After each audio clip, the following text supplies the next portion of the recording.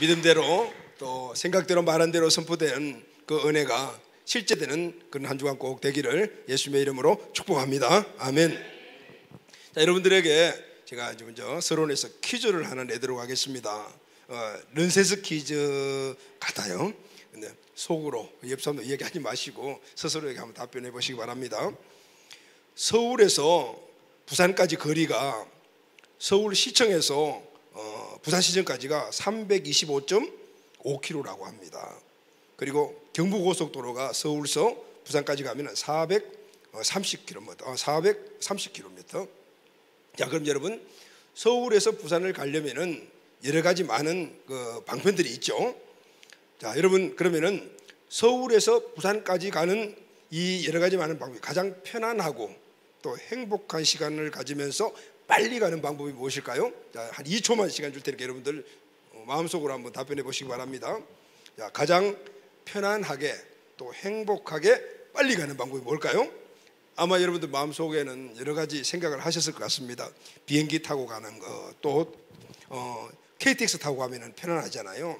또 고속버스를 타고 가는 것도 편안하고, 아니면은 승용차로 가는 것도 편안하다. 자, 근데 여러분, 오늘 답은 비행기도 아니고 KTX도 아니고 승용차도 아닙니다. 자, 뭘까요? 서울에서 부산까지 가장 편안하게 행복하게 그리고 빨리 가는 방법은 사랑하는 사람과 함께 가는 겁니다. 반응이 없습니다. 자, 아마 여러분들 경험해 보셨죠? 경험해보지 않는 분들도 있을 건데, 사랑하는 사람, 같이 있으면 편안한 사람, 뭐 친구들 이렇게 동행을 하게 되면은 아무리 먼 거리라 하더라도 또 편안하게 또 행복하게 그리고 빨리 가죠. 여러분, 연인과 함께 여행을 해보는 분들은 아마 그런 걸 느낄 거예요. 아무리 먼 거리라 하더라도 심지어는 구르마를 타고 가더라도 그 자리가 너무너무 행복하고 그리고 금방 지나가잖아요. 금방 가잖아요. 자, 가장 편안하게 행복하게 그리고 또 빨리 가는 방법은 그렇게 사랑하는 사람과 함께 여행하는 것이죠. 사랑하는 사람과 함께 가는 길이라면 어떤 고통편이든 간에 가장 편안하고 또 행복하고 눈 깜짝할 사이에 가게 된다. 자, 여러분, 우리 인생길도 마찬가지입니다. 우리 인생길을 길을 가는 것이다 이렇게 이야기를 하잖아요. 어떤 분들은 우리 인생은 여행하는 여행길을 가는 것이다. 그런데 성경을 보게 되면은 우리 인생길을 순례자의 길 그리고 또 나그네의 길 이렇게 표현을 하고 있어요. 그런데 순례자의 길이나 나그네의 길이라고 성경이 말한 그 원인은 깊이 한번 따져 보게 되면은 우리 인생의 길이 바로 여행과 같이 행복한 것이 아니라 뭔가 우리 인생의 길에는 어려움도 있고 또 고난도 당하기도 하고 슬플 때도 있고 또 기쁠 때도 있고 여러 가지 많은 일들이 반복이 되기 때문에 단지 행복한 길이 아니라는 의미에서 순례자의 길 그리고 나그네 길 아마 이렇게 이야기하는 것 같아요. 그렇습니다. 여러분, 우리가 인생을 살아가다 보면은 오늘 우리가 이게 청년부터 시작해서 작년까지 같이 예배를 드리니까 그 인생의 연조에 따라서 많은 일들을 만나고 기쁠 때도 많았고 또 슬플 때도 있었고 좋은 일 나쁜 일 다 우리가 당했죠. 사람들은 편안한 길을 가기를 원합니다. 우리가 서울서 부산까지 가려면은 대체적으로 모든 사람들이 편안하게 가려면 비행기 타는 거다. 그 비행기를 타려면은 비싸잖아요. 아무래도 많은 대가를 지불해야 되잖아요. 우리 인생길이 편안하게 하기 위하여 편안한 삶을 살기 위해 사람들은 그래서 많은 것들을 지불하고 대가를 지불하고 그 편안한 삶을 살려고 해요. 서울서 부산까지 가는 비행기를 타려고 하듯이 오늘 우리는 인생의 길에서 평안함을 행복하게 살기 위해서 좋은 집도 사고 좋은 자동차도 사고 좋은 환경에서 좋은 옷 입고 그래서 그것을 통하여 우리 인생길이 행복해질 거라고 생각을 해요. 또 어떤 분들은 그래요. 그렇게 사는 것이 너무 빡빡하다. 팍팍하고 빡빡해서 좀 천천히 갔으면 좋겠다. 어떤 분들이 서울서 부산까지 가는 길들이 빨리 가고 비행기 타고 뭐 고속버스 타고 가는 거 좋지만은 그냥 나는 천천히 여행을 한번 의미해 보면서 걸어갈래 이런 분들도 있잖아요. 마찬가지로 우리 인생도 너무 빨리 가는 것들은 행복하지 않아.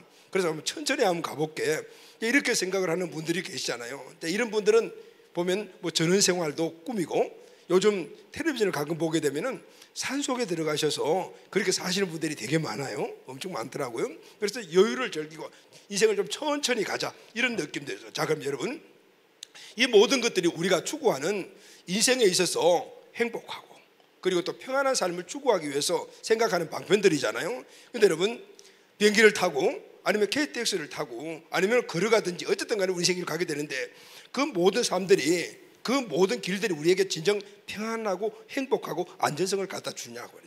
근데 그렇지 못하다는 것들은 우리가 너무나 잘 알고 있어요. 자, 그럼 여러분, 오늘 서론에서 여러분들에게 넌센스 교육을 드린 것 같이 우리 인생의 길이 행복해지려면 가장 중요한 것은 동행자라는 거죠. 내가 지금 어떤 사람과 동행하고 살아가고 있냐, 누가 나의 인생길에 함께 걸어가고 있냐, 이것이 중요하다는 거예요. 우리의 인생길이 천천히 걸어가든 아니면은 비행기를 타고 가든 KTX 타고 가든 간에 그 모든 환경에 관계없이 누구와 함께 동행하느냐, 누가 내 인생길에 동반자가 되어주고 동행자가 되어주냐, 여기에서 우리의 모든 인생의 행복이 결정되는 거예요. 할렐루야, 아멘. 성경을 보게 되게 되면 우리 인생의 길들을 나그네 길이라고 그렇게 표현을 하고 있는데요, 성경에서 인생의 길에 나그네 길을 처음으로 시작한 사람이 바로 아브라함입니다. 아브라함은 갈대아 우르에 살았는데 하나님이 그를 부르셨어요. 아브라함은 하나님의 말씀을 듣고 정처 없이 길을 떠납니다.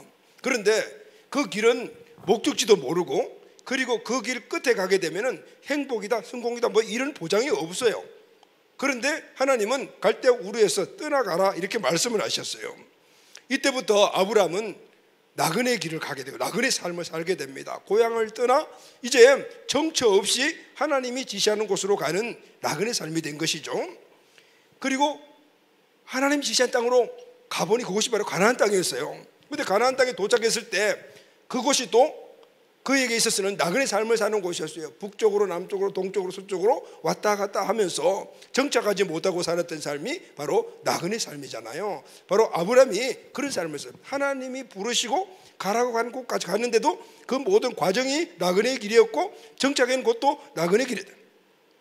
그런데 이 나그네 길과 나그네 삶은 아브라함 당대에서 끝난 것이 아닙니다. 그의 아들 이삭의 때도 똑같았어요. 이삭도 가나안 땅에 살면서 거기에 있는 족속들을 늘 틀어버리셨어요.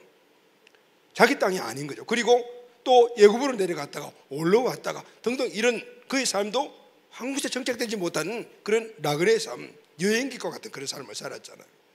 이삭의 두 아들이 있었죠. 그 중에 야곱은 우리가 너무나 잘 알고 있지 않습니까? 야곱의 전체의 삶은 완전히 나그네 삶이었어요. 형과의 문제 때문에 바단 아람으로 도망가는 피인자가 되었죠. 그때부터 고향 떠났으니까 나그네 삶을 살게 되었고 그리고 다시 돌아왔어요. 부자가 되어 돌아왔지만은 그러나 가나안 땅은 여전히 가나안 땅을 차지하고 있는 족속들이 있었습니다. 그래서 그곳에 정착할 수 없는 나그네 삶을 살았던 거예요. 그리고 야곱의 말년은 어땠습니까? 아들 요셉이 애굽에 내려 총리가 되었습니다. 그래서 야곱과 온 가족들 70명 모두가 다 애굽 땅으로 내려갔어요. 그곳에서도 타국, 타민족, 다른 땅에서 온 가족들이 이 가문이 나그네 삶을 살았던 거죠. 그때 나이가 야곱이 130세였어요. 130세 된 야곱이 애굽 땅에 내려가서 바로 왕을 만납니다. 그리고 바로 왕 앞에서 이런 말을 해요. 창세기 47장 9절 말씀을 보면은 야곱이 바로에게 이르되 내 나그네 길의 세월이 130년이니이다. 내 나이가 얼마 못 되니. 지금 130세 된 이 야곱은 이 애국왕 바로에게 내가 130년을 살았는데 이 모든 길들이 나그네 길이었습니다 라고 이야기를 해요. 그리고 또 이렇게 말합니다. 우리 조상의 나그네 길이 연주에 내가 미치지 못합니다. 나도 130년 동안 나그네 삶을 살았고 그리고 우리 조상들을 보게 되면 모두가 다 나그네 삶을 살았던 삶입니다 이렇게 이야기를 하죠. 그때부터 이 이스라엘 백성 전체는 430년간 애굽 땅에서 나그네 삶을 살고 그리고 출애굽 전에는 노예 삶을 살게 되잖아요. 자, 여러분, 성경에 보게 되면은 믿음의 사람이라고 칭하는 모든 분들이 다 나그네 삶을 살았다고 성경이 아예 딱 정의를 합니다. 우리가 잘 알고 있는 히브리서 11장은 믿음의 장이고 그 믿음의 장에 보게 되면 많은 믿음의 선조들 이름이 쫙 나오잖아요. 아벨부터 시작해서 에녹, 노아, 아브라함, 모세 등이 쭉 나오는데 여기에 이름이 실명으로 기록된 사람들이 16명입니다. 그리고 그 외에 허다한 많은 무리들 이렇게 나오는데 수없이 많죠. 근데 이 16명의 이 실명이 거론된 이분들의 삶은 이 땅에서 믿음으로 살아가는 모든 믿음의 사람들을 총칭하여 대표적인 그런 사람이라고 이야기할 수가 있어요. 히브리서 기자는 이들 한 사람 한 사람의 믿음의 삶을 다 정의를 하죠. 이렇게 살았다 이렇게 살았다 정의하고 난 다음에 마지막에 결론을 맺습니다. 결론 말씀이 히브리서 11장 13절에서 14절 말씀입니다. 이 사람들이 다 믿음을 따라 죽었으며 믿음의 선진들은 다 믿음을 따라 살다가 죽었다 그 말이잖아요. 약속을 받지 못하였을 때 그들에게는 다 약속이 있었어요. 하나님이 한 사람들 한 사람 부르면서 약속을 다 주셨어요. 근데 그 약속이 다 이루어지진 않았다는 거죠. 약속을 받지 못했다. 그 약속이 실제적으로 되지 못했다. 물론 하나님께서 사람들을 불러서 믿음의 사람들을 불러서 그들에게 꿈과 비전을 다 주셨어요. 그 땅에도 이루어지기도 했어요. 그러나 이루어지지 않는 사람도 있어요. 그러나 다 결론에 가가지고 보면 모두가 다 이루어지지 않았어요. 그건 뭐냐면 천국에서 모든 사람들이 결론이 되기 때문에. 그러나 모든 사람들은 이 땅에 하나님 주신 꿈, 비전을 바라보고 그리고 영원한 비전이 천국을 바라보면서 그 약속을 받지 못했지만은 그렇게 살았다. 그래서 그것들을 멀리서 보고 환영하며 믿음은 바라는 것들이 실상, 할렐루야, 멀리 있는 것을 갖다가 실상으로 바라보면서 그래서 이 땅에 살았는데, 근데 또 땅에서는 어떻게 살냐면은 외국인과 나그네임을 증명하며 살았다는, 이렇게 하나님 주시는 믿음을 바라는 것들이 실상을 바라보는, 보이지 않는 것들에 대한 실상을 실제로 바라보고 살았는데, 이 땅에서 그들의 삶은 어떤 삶이냐면은 외국인과 나그네의 삶을 살았다는. 그들이 이같이 말하는 것은 자기들의 본향 찾는 자임을 나타냅니다. 그래서 이들은 이 땅에서 나그네로 삶았다는 것은, 여러분, 나그네는 어떤 존재이냐면은 자기 고향을 떠나가지고 타 지방에 타향에 가 사는 사람 나그네잖아요. 그러니까 본향을 바라보면서 이 땅에서 나그네 삶을 사는데, 이 땅에서 외국인과 같이 나그네와 같이 살던, 여러분, 오늘 우리나라에도 외국인들이 참 많잖아요. 외국에서 국제결혼해서 들어오는 분들이 사는데 참 어려운 것 같아요. 문화라든가 이런 것들을 적용하면서 사는 게 많이 어렵죠. 그래서 늘 자기 고향을 말하고, 텔레비전도 보니까 고향에 가는 그런 프로그램도 많이 나오더라고요. 나그네로 산다는 것이 쉽지만 않다는 것이죠. 그래서 항상 그들은 본향, 하나님 주시는 궁극적인 그런 믿음의 소망을 바라보고 이 땅을 살아갔다라는 거예요. 자, 오늘 우리의 삶이 동일하죠. 믿음을 갖고 있는 우리들이지만 우리도 이 땅은 순례자와 같이 나그네 삶을 사는 존재라는 거예요. 자, 그럼 사랑하는 가족 여러분, 우리 인생이 이렇게 순례자와 같고 나그네 길과 같다라면은 그냥 그 어려운 척박한 어떤 환경이나 낯선 환경 속에서 그것을 고통으로 인내하면서 그냥 살아가는 존재로 살아가야 되느냐? 아니다, 그죠? 오늘 우리는 이 땅에서 나그네로 살아가지만은 그러나 하나님이 주시는 우리에게 행복이 있다 그 말. 할렐루야, 아멘. 오늘 우리는 그 행복을 찾고 그리고 행복 가운데 살아가며 궁극적으로 나그네 삶의 본질이 뭔가, 목적이 뭔가를 찾아 나가게 될 때 비록 한시적으로 살아가는 기간이 정해진 이 땅의 삶이지만 우리는 행복하게 살아갈 수가 있다 없다? 있습니다. 아멘. 자, 오늘 본문이 우리에게 주는 귀한 교훈을 우리가 마음속에 잘 받고 우리 인생의 모든 삶에서 승리하는 삶, 행복한 삶을 살아가는 우리 가족들이 꼭 되시기를 예수님의 이름으로 축복합니다. 오늘 본문은 우리에게 세 가지의 귀중한 법칙을 말씀하고 있습니다. 첫째는 먼저 우리가 전제입니다. 우리 인생의 길에는 무거운 짐이 있습니다. 우리가 인생에 나그네 삶을 살 때는 분명히 우리에게는 짐이 있다는 거죠. 여행을 할 때 우리가 짐이 있듯이 마찬가지로 항상 우리에게는 우리를 누르는, 어깨를 누르고 머리를 누르고 우리 삶을 누르는 짐이 있는 거죠. 자, 여러분, 여행 좋아하시죠? 요즘은 코로나 때문에 여행길이 확 막혀버렸어요. 사람들이 여행 너무 좋아한다는 사실을 알게 된 것은 이제는 외국에 가서 내리지 못하니까, 지난번에 보니까 그래요. 비행기 타고 그 나라 가서 한 바퀴 돌고 오는 그런 여행하는데도 사람들이 엄청나게 많이 신청을 해서 갔다 그러더라고요. 그게 무슨 여행이에요? 비행기 타다 오는 건데. 그런데도 그 여행에 대한 갈망들이 있는 거죠. 자, 그럼 여러분, 여행을 시작할 때 제일 처음 하는 일이 뭐죠? 짐을 꾸리는 거잖아요. 여행길에는 필요한 짐들이 있으니까 여러 가지 생필품, 뭐 또 필요한 것들, 뭐 선물 등등을 꾸리는데, 어쨌든 여행이 길면 길수록 짐도 많아지잖아요. 짐도 많아지죠. 저는 여행을 할 때 가장 어려운 것이 딱 하나 있는데 그것은 음식이잖아요. 근데 음식 다 잘 먹는데 문제는 향신료 때문에 특히 중동 지방으로 가게 되면은 그 향신료가 너무 강력해서 정말 음식 못 먹거든요. 그래서 뭐 여러분도 그랬을 것 같아요. 그래서 대부분이 여행을 갈 때는 꼭 가져가는 게 있죠. 뭘 준비하죠? 고추장, 그죠? 고추장, 된장 준비하신 분도 있고, 그리고 고추장을 많이 바른 뭐 멸치, 뭐 김 이런 것들은 특히 우리가 꼭 준비하잖아요. 근데 이런 것들 여러분 다 준비하시죠. 저는 제가 준비하지 않습니다. 집에 사모님이 다 준비해 주시니까 저는. 근데 내가 꼭 필요한 것 하나 거기다가 플러스 뭘까요, 여러분? 컵라면 꼭 필요합니다. 컵라면은 아주 그냥 가져가지 못하면 큰일 나는 거예요. 그래. 자, 이렇게 여러분들도 필요한 것들을 다 준비하잖아요. 길면 길수록 또 짐도 무거워지죠. 또 옷도 준비하죠. 그런데 옷을 많이 준비해 가는데 나중에 올 때 보게 되면은 한 번도 입지 않은 옷들이 더 많은 것 같아요. 근데 이건 더 많이 가지고 가는 거예요. 어쨌든 짐을 준비해요. 여러분, 우리 인생길도 마찬가지예요. 동일한 여행길과 같고 순례자와 이라그네과 같으니까 같은 길이니까 우리 인생에도 짐이 많아요. 여행에서 짐은 비행기에 붙이거나 아니면 무거우면 사람들을 사서 돈 주면 되지만은 그래 우리 인생에는 그렇게 할 수가 없어요.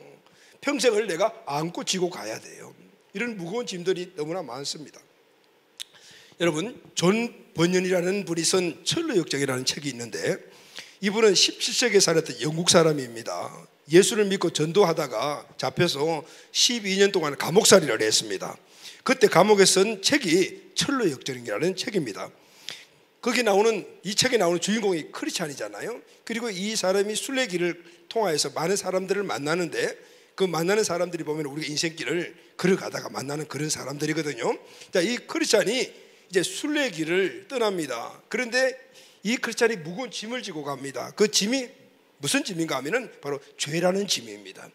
이 크리스찬이 예수님을 믿고 구원받았는데 그런데 계속해서 끊임없이 누르는 이 죄의 문제를 해결해 보고 싶었습니다.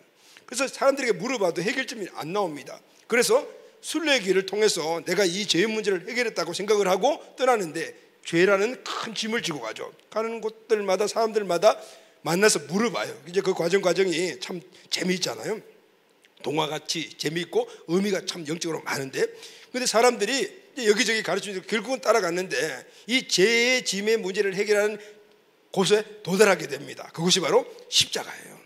십자가에 도달해서 그 죄의 짐을 십자가 앞에 내려놓으니까 십자가 앞에 서니까 십자가 앞에서 그 죄의 짐들이 툭툭툭툭툭 다 끊어지면서 두루루 걸려가서 제가 없어지더라는 그 내용이에요. 바로 십자가가 죄의 문제를 해결해 주는 은혜다라는 것이죠.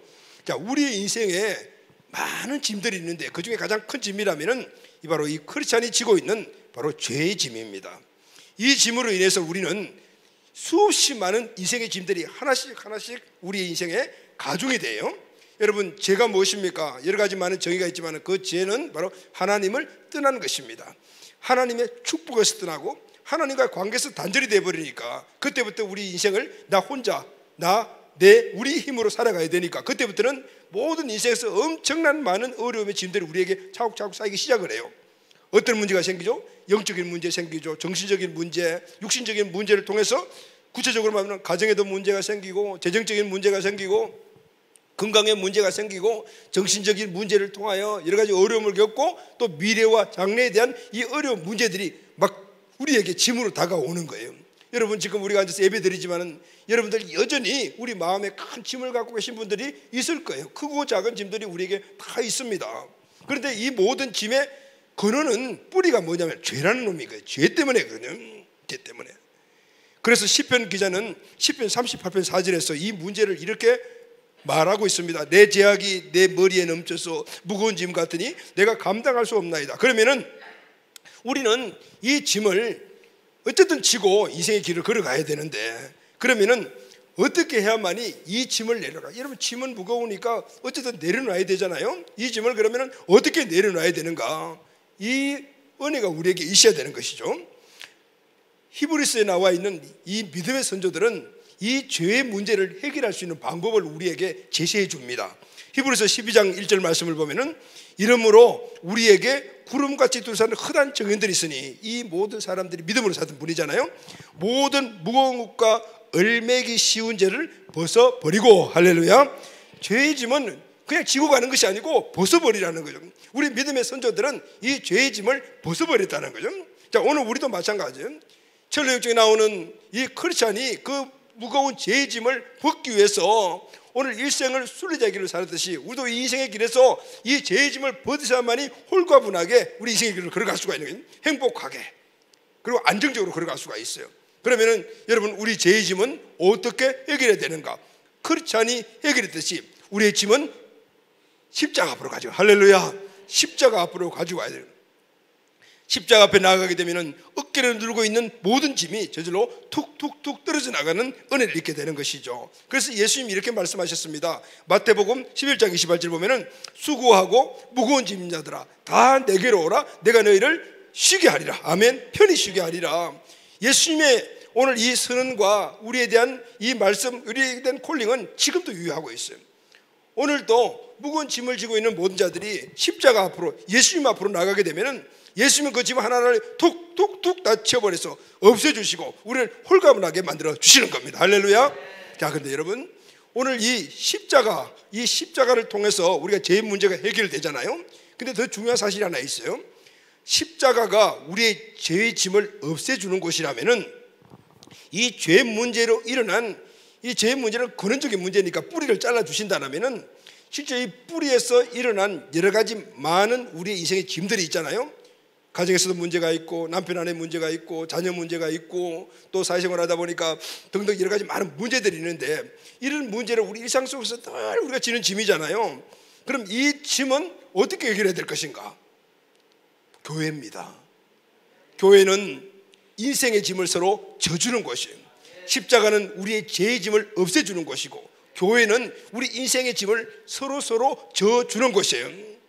여러분, 교회는 한마디로 정의하게 되면 무거운 짐을, 인생의 짐을 지고 모인 사람들의 모임이다라고 말할 수가 있어요. 교회는 그 짐을 해결해 줘야 돼요. 교회의 존재 목적이 그 짐을 해결해 주고, 그 짐을 해결한 자들이 다시 한번 신앙의 능력으로 회복하여 제자가 되고 하나님 주시는 사명과 비전을 이루어가는 거예요. 그러면 먼저 이 무거운 짐을 해결해 줘야 돼요. 무거운 짐을 지고 사명 비전을 어떻게 우리가 이루어갈 수가 있어요? 그러니까 이 무거운 짐을 지는 원리가 우리 공동체 안에서 있어야 된다는 거죠. 자, 그럼 여러분, 무거운 짐을 지고 교회 오면 누가 이 무거운 짐을 해결해 줍니까? 담임 목사님입니까? 셀 리더입니까? 아닙니다. 모두입니다. 할렐루야. 우리 모두가 다 함께 무거운 짐을 지고 온 모든 분들을 서로 해결해 줘야 되는 거예요. 그런데 여러분, 실질적인 면에서 우리는 그것을 해결해 주지는 못해요. 도와주는 거예요. 그 무거운 짐을 없애주지는 못합니다. 그러나 우리가 할 수 있는 것은 그 짐을 지고 어렵고 힘든 상황 속에 있는 그분들을 격려할 수가 있어요. 위로할 수가 있어요. 세워줄 수가 있어요. 그리고 또 그 짐을 서로 조금씩 나누어 가질 수가 있어요. 자, 여러분, 이것이 바로 교회의 역할이다라는 것을 말씀하고 있습니다. 자, 여러분, 그러면은 이런 역할을 감당하는 것이 교회라면은 교회는 당연히 공동체가 되어야 합니다. 공동체가 되지 않고는 이 역할을 감당할 수가 없어요. 서로의 단점을 보완해주고 책임지는 거예요. 상호 보완, 상호 책임은 가족 공동체만이 할 수 있는 유일한 방법이에요. 그래서 교회는 하나님이 처음부터 그냥 예수 믿는 사람들, 그런 팀원들이 모여가지고 그냥 만든 하나의 단체로 만든 것이 아니고 바로 가족 공동체로 만드신 거예요. 왜냐하면 이 일들이 이루어지고 이 일들을 이루어줘야만이 하나님 궁극적으로 교회와 우리 계신 사명과 비전을 이루어갈 수 있기 때문입니다. 그래서 여러분, 교회는 가족 공동체입니다. 아멘. 가족 같은 교회, 이런 단어를 교회들이 많이 사용하는데 가족 같은 교회가 아니고 교회는 가족입니다. 할렐루야. 아멘. 근데 여러분, 실제적으로 육신의 가족이 아닌 사람들이 모여가지고 이제 가족이 되어가는 과정 속에 있는데, 근데 그러다 보니까 어때요? 자기 생각, 자기 가치관 이런 것들이 막 부딪혀서 어려움들이 있어요. 교회 안에 어려움이 없는 것이 아니잖아요. 서로 부딪히면서 상처 주기도 하고 받기도 하고 해요. 그러나 여러분, 우리는 오늘 이런 상황이 있다 하더라도 오늘 교회는 가족이라는 이 사실을 굳건하게 흔들지 않고 지켜야 합니다. 아멘. 왜 그러냐면요, 교회는 가족이라는 이것은 우리가 만든 것이 아니고 하나님이 공동체를 그렇게 만들어버렸기 때문에 여러 가지 많은 어려움들이 있다 하더라도 하지만은 교회를 떠나지 않는 거예요. 서로의 짐을 나눠지는 겁니다. 그리고 서로 격려하고 세워가게 되는 거예요. 할렐루야. 아멘이죠, 여러분.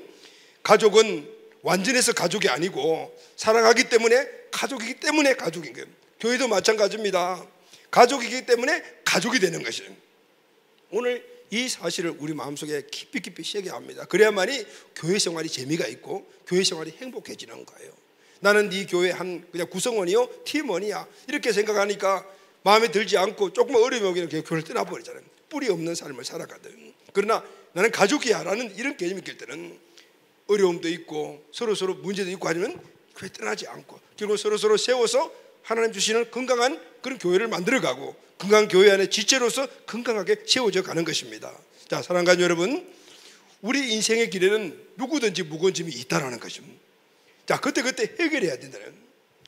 죄의 짐은 십자가에서 해결하고 인생에 그런 수없이 많은 소소한 많은 짐들은 교회 안에서 교회 가족 간에서 이 문제를 해결받아야 되는 거예요. 할렐루야. 그래서 우리 인생의 길에는 교회가 꼭 필요하다는 거예요. 우리 인생의 길에서는 모두가 다 예수 그리스도 안에서 하나 된 가정이 필요하고 영적 가정인 교회가 필요한 것이에요. 자, 이 은혜가 우리에게 있기를 예수님의 이름으로 축복합니다. 아멘. 자, 여러분, 전제는 인생의 길에는 무거운 짐이 있다. 누구나 예의될 수가 없다. 그런데 이 짐만 지고 가게 되면 우리 인생은 행복하지 않죠. 그러면은 우리 인생의 길에 짐이 있지만은 이 짐을 지고 가면서도 불구하고 우리가 행복한 그런 길을 가는 방법이 뭘까? 첫째는 동행자가 필요하다라는. 우리 인생의 길에 동행자가 필요하다. 인생의 길에 어려운 무거운 짐 때문에 인생의 길에 어려움이 무거운 짐 때문에 온다라면은 우리 인생길의 행복은 함께 길을 걷는 동행자에게서 온다 그 말이에요. 여러분, 여행을 간다든가 아니면 어디 갈 때 짐이 좀 무거워도 큰 문제 아니에요. 어떤 사람하고 같이 갔냐에 따라서 그 짐이 무거울 수도 있고 무겁지 않을 수도 있잖아요. 실제 보게 되면은 짐의 문제가 아니라 동행자의 문제일 가능성이 많아요. 함께 사는 동행자의 마음에 들면은 그러면 짐이 좀 무겁고 그렇게 하더라도 감당할 수가 있어요. 그래서 여러분, 마음에 들지 않는 동행자와 함께 길을 간다는 것은 어때요, 여러분? 얼마나 힘든 일이 아니에요. 특히 단체 여행을 해보신 분들은 많이 경험을 했을 거예요. 단체 여행을 하는데 같이 가는 사람 중에서 한두 사람 때문에 그 여행 전체가 아주 망쳐지는 일을 그런 경험할 수도 있고, 그러나 의외로 좋은 동행자들을 만나서 생각지도 않았던 그런 행복한 여행이 되는 적도 우리가 있잖아요.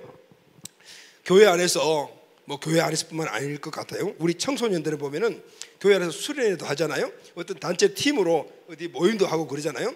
그럴 때마다 우리 청소년들이 아주 극도로 관심을 갖는 것이 뭐냐면은 오늘 수련회 가서 내가 누구하고 자느냐, 가는데 버스나 차 안에서는 누구랑 같이 차를 타고 가느냐, 심지어는 내 옆자리에 누가 앉느냐, 극관심이에요. 그래서 수련회 간다 그러면은 사전에 그 정보를 빼려고 전도사님 찾아가기도 하고 막 그러잖아요. 그리고 좀 막 로비 활동을 해가지고 그 룸메이트랑 좀 바꾸려고 막 그래요. 왜 그럴까요, 여러분? 그 수련회나 아니면 어떤 그 단체 행동에서 내 옆자리가 누구냐, 동행자가 누구냐에 따라서 그 전체적인 수련회나 어떤 모임에서 행복이 결정되거든요. 기쁨이 결정되기 때문에 그래요. 그래서 우리 청소년들이나 어린이들 보면 그 관심을 갖죠. 근데 요즘 보니까 청년들도 그런 사람들이 있어요.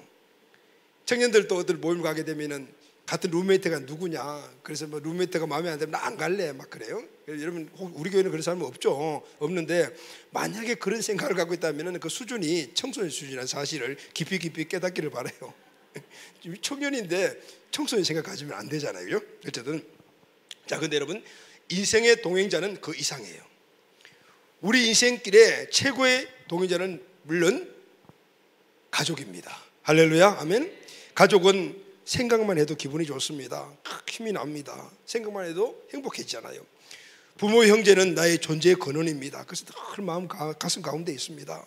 이제 그리고 난 다음 결혼하게 되면은 부부죠. 그 조금 지나면은 자녀가 태어나면 자녀죠. 나이가 들면은 자녀의 자녀가 또 행복의 요건이에요. 자녀의 자녀가 누구죠, 여러분? 행복의 조건이에요. 지난주에 목사님 모임에서 한 목사님 이야기를 들었는데, 이 목사님이 아들이 하나밖에 없어요. 그런데 결혼을 해서 지금 손녀를 봤는데 4개월 됐대요. 그런데 이분은 논산에 목회하시고 이 자녀는 인천에 계세요. 그러니까 이 소녀를 볼 기회가 없잖아요. 그 눈에 늘 쓰나죠. 사진하고 맨날 보지만은 그가 양이 안 차잖아요. 이분이 그 안양에 있는 대학교에서 강의를 하신데 일주일에 한 번씩 올라오셔요. 그러면은 거기 갔다가 막 잠깐 인천 가는 거예요. 가서 잠깐 보고, 왜냐하면은 또 교회 뭐 여러 가지 일이 있으니까. 그래서 그분 하신 이야기가 그래요. 목사님, 요번 달에는요 2번 갔는데 12분 28분 봤어요. 그래 토탈 40분, 시간까지 정확하게. 지난달에는 얼마 봤니? 그럴 때만 지난달에는요 28분 봤어요. 이게 무슨 얘기일까요? 그만큼 눈에 선한 거죠. 그렇게 보기만 해도 행복하죠. 그러니까 12분 보려고 28분 보려고 이게 안양에서 또 인제까지 갔다가 내려간다요. 가족은 오늘 우리에게 행복의 근원이죠. 영원한 동반자잖아요. 할렐루야, 아멘. 여러분, 또 우리 인생에 행복을 주는 동반자가 누가 있을까요? 친구입니다. 좋은 친구, 오래 사귄 친구는 함께 있으면 가족과 또 다른 행복을 우리에게 주죠. 성경의 대표적인 친구 간의 우애를 나눈 사람들이 다윗과 요나단입니다. 자기 목숨을 친구를 위해서 내어놓을 정도로 그런 깊은 관계였죠. 성경에 나오는 이 두 사람의 우정의 관계를 보게 되면 정말 눈물이 나요. 이번 다시 한번 더 이 두 사람의 이 관계를 한번 성경 깊이 한번 묵상을 해보니까 정말 눈물이 나는 거죠. 그런데 이들의 이 우정의 관계는 인간의 정을 뛰어넘는 관계였어요. 그러니까 모든 사람들에게 감동을 주는 그런 관계더라고요. 이 두 사람은 인간의 정을 뛰어넘어 하나님의 주권 아래 맺어진 우정이었어요. 할렐루야. 그러니까 이건 완전한 우정 관계가 되는 거죠. 요나단은 다윗이 기름 부음 받은 자인 것을 알고 다윗을 보호합니다. 그런데 이해가 되지 않는 것이죠. 왜냐하면 요나단은 사울 왕의 장남이기 때문에 왕위 서열 1위입니다. 그런데 다윗이 왕이 된다 그러면 자기의 적수가 되잖아요. 그럼에도 불구하고 보호해요. 아버지의 말을 거역하면서까지 보호를 해요. 왜 그랬을까요? 하나님의 주권 안에서 하나님이 이 사람을 기름 부었다는 사실을 알기 때문에. 그러니까 그 우정은 끝까지 견고했고, 그리고 또 그 아들까지 그게 영향이 미쳐졌고, 그리고 하늘나라에까지 인정받는 우정이 되었던 거예요. 여러분, 오늘 우리 모든 가족들의 이 친구의 우정이 이렇게 성화되기를 예수님의 이름으로 축원합니다. 그럴 때 우리는 친구가 튼튼한 인생의 동반자가, 동행자가 되는 것이죠. 사명의 면에도 마찬가지예요. 바울에게는 많은 동행자가 있었습니다. 이들은 바울의 인생길에 힘이 되어 주었습니다. 바울은 엄청난 환난과 핍박을 견디면서 그렇게 사역을 할 수 있던 것들은 이 많은 사람들의 도움이 있어요. 동행자가 있었기 때문입니다. 바울이 극심한 고통을 이기고 사명을 할 수 있던 것들은 바로 이들이 옆에서 늘 동행해 주었기 때문이었습니다. 로마서 16장 1절에서 26절을 보게 되면 26명의 명단이 나오는데, 성경학자들은 바울의 척근에서 그렇게 바울의 모든 한 40명이 된다고 이야기를 해요. 그런데 여기 보게 되면은 바울이 그 사람들을 한 명 한 명 이렇게 평가를 하는 내용들이 쭉 나오는데, 뭘 도움을 받냐는 내용이 나오는데, 베베는 나의 보호자였다. 베베는 여자 집사님이에요. 브리스가와 아굴라는 내 목숨을 위하여 자기 목숨을 내어놓았다. 이렇게 이야기를 해요. 자, 이렇게 수없이 많은 사람들의 그런 동행이 있었기 때문에 바울이 그 어려운 속에서도 사명을 이룰 수가 있던 거예요. 그런데 이들에게 있어서 공통점이 하나 있어요. 공통점이 뭐냐면은 로마서 16장 2절에 보게 되면은 이 사람들 다 앞에 나와 있는 서술 단어가 뭐냐면 너희는 주 안에서, 3절에 보면 너희는 그리스도 예수 안에서, 모두가 예수 안에서 바로 사도 바울을 동의자가 되었다는 거예요. 8번이나 나와요. 8번이나 주님이신 예수님의 뜻 안에서 하나가 되어 바울을 보호하고 섬김이 함께 사명을 이루었던 거예요. 자, 여러분, 오늘 우리에게 있는 친구도 가족도 모두가 다 동행자입니다. 그런데 진짜 동행자가 되는 것은 모두가 주 안에 있어야 합니다. 아멘. 그래서 우리 가족들도 모두가 주 안에 있어야 하고, 친구들도 주 안에서 우리 친구가 되어야 되는 것이고, 사명자 동행자 모두가 다 주 안에서 함께 될 때 진정한 우리의 동행자가 될 수가 있습니다. 할렐루야, 아멘. 우리의 모든 내 인생의 삶에 가족이든 친구든 아니면 사명을 함께 담당하는 모든 간에 주 안에서 하나 된 그런 모든 동행자가 되기를 예수님의 이름으로 축원합니다. 아멘. 역시 여러분, 우리의 모든 인생의 베스트 동행자는 예수님이십니다. 할렐루야, 아멘. 오늘 본문을 보게 되면은 이스라엘 백성들이 광야를 그들끼리만 걸었던 것이 아니에요. 신명기 1장 31절 본문을 보면은 광야에서도 너희가 당하였거니와 사람이 자기 아들을 아는 것 같이 너희 하나님 여호와께서 너희가 걸어오는 길에서 너희를 안에서 이까지 이르게 하셨느니라 그랬죠.